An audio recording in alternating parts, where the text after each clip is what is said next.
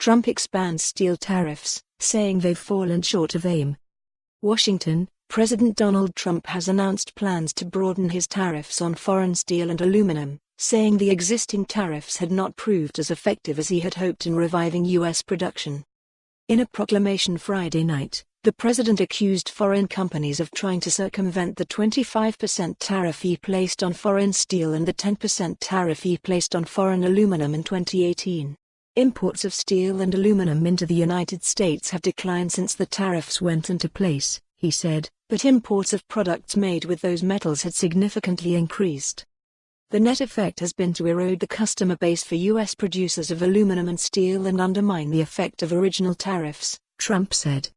As a result, he said, the United States will expand its tariffs to cover products made of steel and aluminum, like nails, tacks, staples, cables, certain types of wire, and bumpers and other parts for cars and tractors, as of February 8.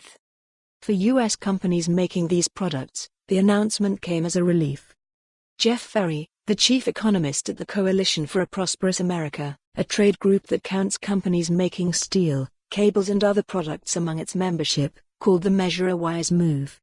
What we've seen with the steel and aluminum tariffs is that it has stimulated both of those industries, leading to additional capital investment and additional jobs, he said, adding that he expected the new tariffs to stimulate the new industries as well.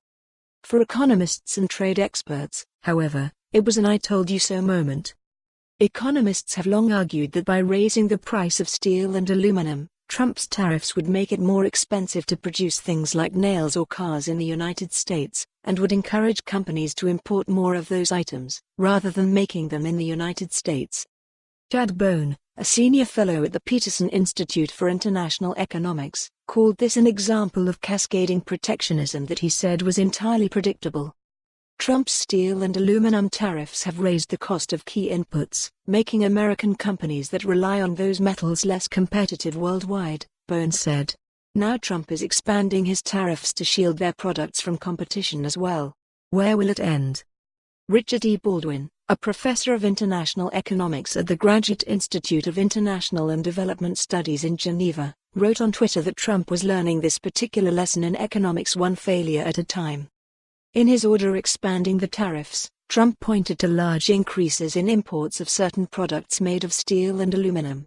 From June 2018 to May, imports of items including steel nails and staples rose 33% from a year earlier, the order said. For more on this story, visit the news article link.